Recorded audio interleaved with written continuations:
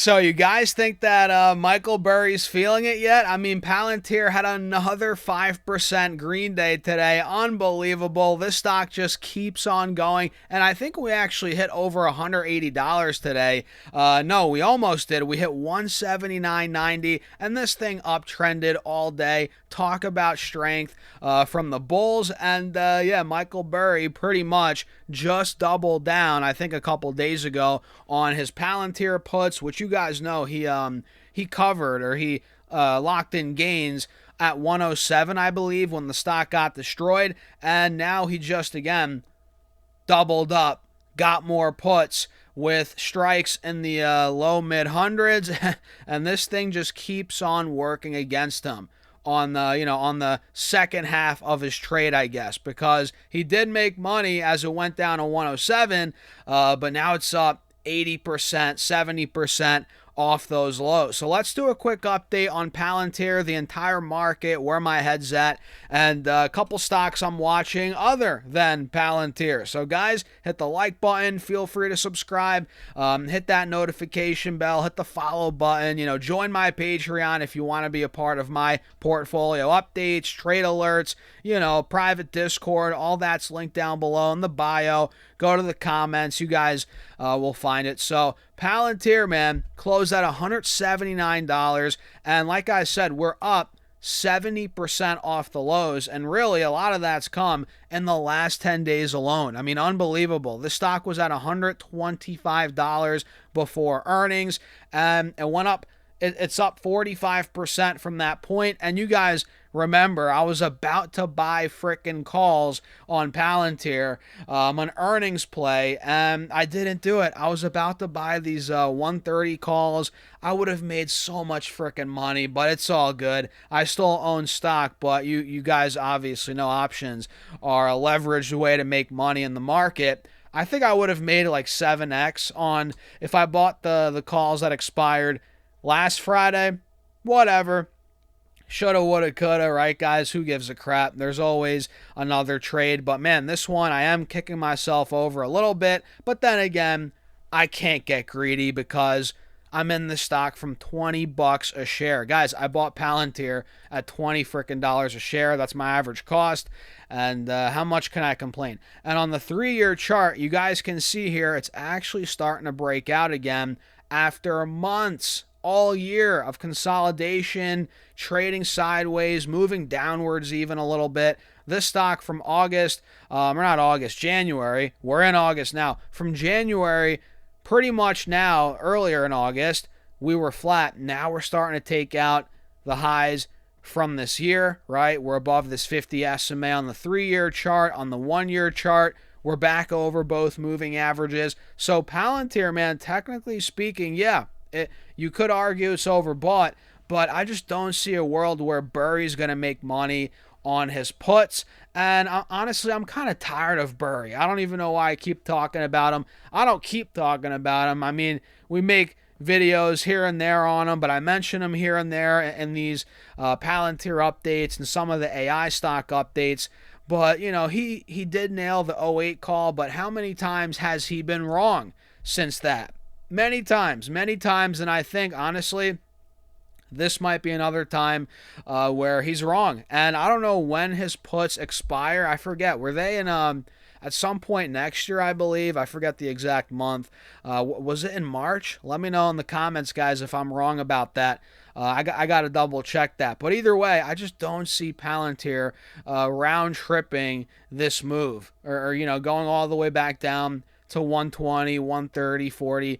Maybe it goes down to 150, 60 on a pullback. Yeah, I mean, that's possible. But all the way down to the low hundreds where he has some puts, some of the strikes are down there. I just don't see it. Palantir has to fall, 40% to get back down to that point. I mean, if that happens, we're probably in a rough market and things might be looking ugly. But then again, we were down there and the market was at all-time highs just about 2 weeks ago.